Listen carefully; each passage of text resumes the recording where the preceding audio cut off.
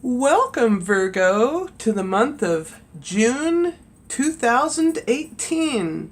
I'm Megan of North Star Astrology, and this is another general transits reading for those of you born with your sun, moon, and or rising signs in the sixth sign of Virgo the Virgin.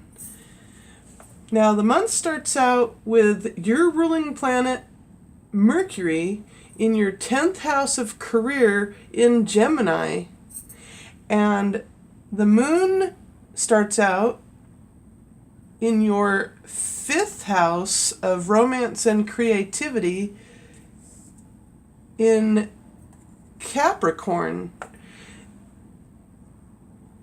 And then on June 2nd, the moon conjuncts Pluto in your 5th house, giving you more of a stabilized, as moon in Capricorn would, responsible, more pragmatic, and transformational feeling to whatever you do romantically or creatively. Okay, I'm stumbling on my words. Okay. Then on June 4th, Jupiter, which has been transiting your 3rd house of communications, squares the moon once the moon goes into your 6th house of health, work, and service given. So now the moon in Aquarius to Jupiter in Scorpio, both fixed quality signs, fixed water, fixed air, forms an angular square between your 6th house of work, health, and service given, giving you and maybe an intellectual edge on how you communicate or write things in a conscious manner, but just be mindful that this square can cause a bit of aggression and contentions within the workplace when or as you communicate with this square. And then the last quarter moon happens at 15 degrees 60 minutes in Pisces in your 7th house of relationships, where your other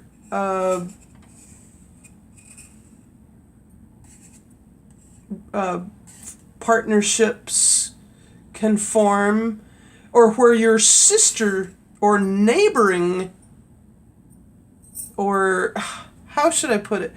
I'm trying to, no, that's not it. Well, last quarter phase moon means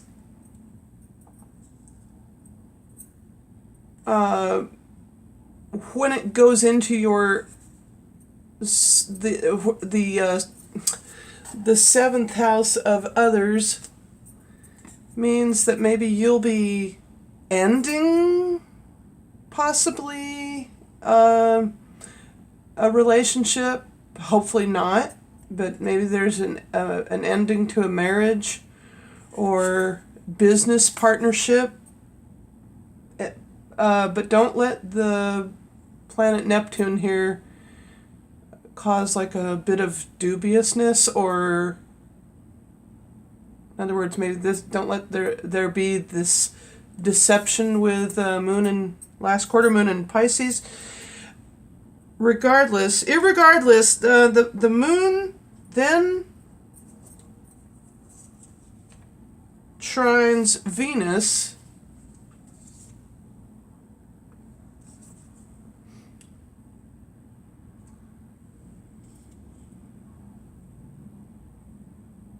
So now, just shortly after this, the moon in Pisces trines Venus in your 11th house. I keep thinking that I'm speaking to Aquarians for some reason. I don't know why, but I'm getting the energy since discussing the moon in Aquarius. I don't know why I keep referring to or thinking of Virgos as Aquarians. I'm getting this energy from this reading. Anyway, okay, so the last quarter moon trines, as Pisces is a water sign, Cancer is a water sign. Okay, and maybe what I meant to say was that Pisces is also a mutable quality sign, such as yourself, Virgo. Since you're a mutable earth, Pisces is mutable water. Okay, but anyhow, however, with this harmonious trine from the moon to Venus in your 11th house of friendships, you may very well have very pleasant interactions emotionally with the love of your friends, or discover that you have like something in common, as in your wishes, as that's also the 11th house is the house of wishes, goals, and hopes. And then on June 9th, the moon then goes into your 8th house, into Aries, and squares Venus. So this interesting angle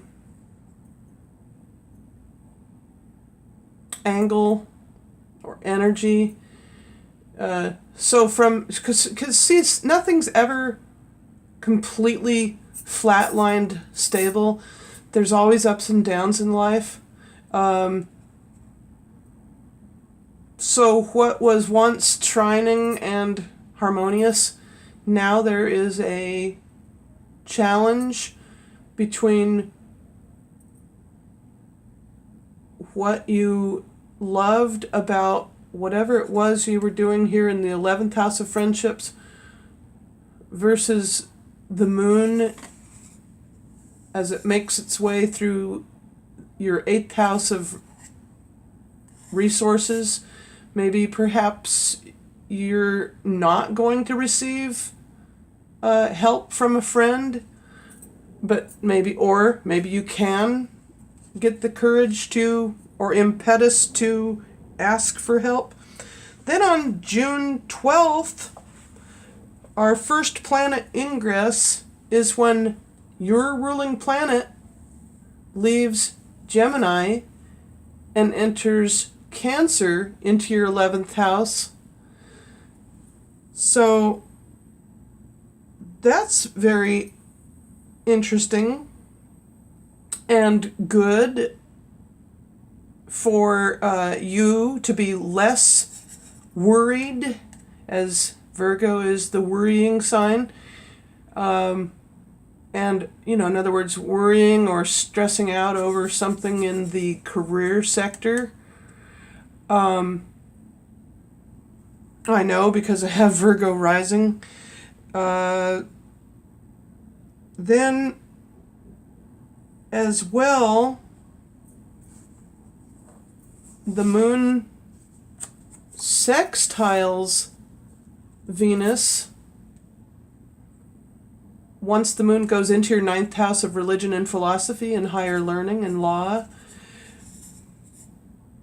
And now you have yet another harmonious energy flow from how you feel with maybe that same said friend in the previous trine. So there we have that. Then on June 13th, the following day, Venus leaves your 11th house out of Cancer and into Leo, into your 12th house of the subconscious mind and dreams. And what this might do for you is give you the love of going within yourself for a while and taking a break. Then on June 15th, Pluto opposes the moon. Once the moon ends up going into your 11th house in Cancer and Pluto here in Capricorn, this is the only opposition for this month. So here we have a point of awareness from how you feel about your friends or group associates to whatever you can manifest and transform, as we're dealing with only the moon opposing Pluto here. Whatever it is you can transform from these two houses in its opposition. And as this is a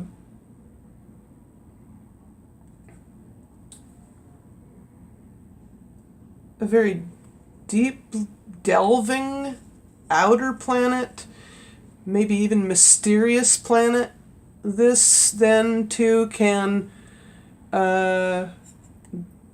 being with moon in Cancer, there might be a tendency to perhaps go within your shell a bit too much, or hide something from a romantic partner, or maybe not value your own creative, I don't know where I'm going with this. Maybe, I guess, devalue. In other words, don't allow that opposition to devalue yourself. Then on June 18th, the moon, once it goes into Leo in your 12th house, then sextiles the sun from the 10th to the 12th houses. You now have another pleasant and harmonious energy from your subconscious mind to your public standing, career, and ego, and it will be a pleasant interaction between what you're dreaming of within your subconscious mind to how you may be able to highlight it in your career. Then on June 20th, the first quarter moon, oh, you know what? I completely overlooked the new moon. Gosh darn it. Okay, well, anyway, on June 20th, but I did speak a lot about going within. On June 20th, the first quarter moon happens at 29 degrees your sign, 29 degrees Virgo, 4 minutes, in your first house of the self and body. And what this can do for you is make you take greater strides. In other words, be less reticent, but it may make you a little shy and overindulgent. Beware of that.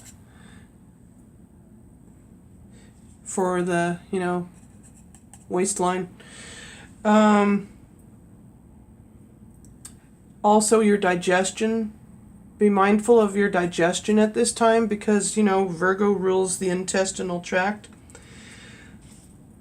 Then on June 21st, the sun finally moves out of Gemini and moves into Cancer in your 11th house of friendships on June 21st, the summer equinox, the longest day of the year. And then the following day, Pluto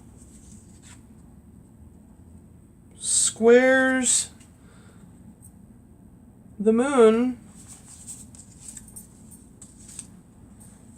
Once the moon comes into your second house of money and what you value, into Libra. And knowing this for myself, this might make you a bit imbalanced with this square only. I try to pride myself on keeping a good, healthy budget, a balanced budget. Not easy, but, it's like there's a tendency to go from, in other words, this is only general, you may go to extremes of maybe not spending enough on your romantic partner, or even your own creative juices, or either spending too much or spending too little. That's what that square represents to me. That's what I got the message from, or of. Then, but just as beautifully, your ruling planet, Mercury, in your 11th house, then trines the moon once the moon goes into the third house of communications in Scorpio, trining your ruling planet in Cancer now in the 11th house. So now you have very pleasant and very harmonious, big time harmonious communications between and through and to your friends, and maybe introducing your siblings and neighbors to your friends and vice versa. And if I haven't remembered to tell you so, since you rule the 6th house of health, work, and service given, Mars has been in this house all this time, transiting your house. There aren't that many aspects to Mars this month, however, but I'm just going to tell you that this gives you that electric energy quality within and through all of this awesome, since Mars had left Capricorn, thank God. It's kind of nice not to have that stale energy. So now with all of this, you now have, toward the end of June, things, in other words, are going to be looking up. And then once the moon goes into your 4th house of the home and squares Neptune in Pisces, so from the 7th to the 4th houses, you now have mutable energy again here, mutable fire, mutable water, and with this moon square Neptune, you now have the emotional drive, as it were, to creatively and spiritually ask for maybe a proposal toward, or maybe you're thinking of asking for a proposal to your toward even your business associates, a business proposal, or from your home base, in other words, from your home phone or whatever, or maybe you're thinking of something to do with something creatively spiritual, or something, I don't know, something isn't all that bad. I love I love all the aspects. The square especially, since it's a quick fix, or a challenge. I love a challenge. So this is maybe a challenge emotionally within the home base versus your one-on-one relationships and the time that you spend thereof. That would be my guess on that. And then on June 28th, the moon goes into its fullness, full phase, the full moon phase, as it comes back around to Capricorn, into your 5th house of romance and creativity. And again, this would be sort of like a figurative opposition, as it's anytime anyone's born with their sun opposing their moon, that's considered an opposition. And then finally, on June 29th, the last planet ingress is when your ruling planet leaves Cancer and enters Leo in your 12th house of the subconscious mind and dreams, and even if you're into it, soul travel, astral travel, which I do a lot of. I'm a Pisces. And then the full moon makes a conjunction with the transformational planet of Pluto. So here we have quite a few. We have this month, 4 planet ingresses, including the sun or time change, being the longest day of the year. And then you had your ruling planet go through some challenges and maybe a few upsets. I don't know. We're not there yet. This is only May 15th. And so with that, Virgo, please feel free to give it a thumbs up, comment down below, and or subscribe to my channel. And thank you for looking up upon the North Star. I'll see you next month.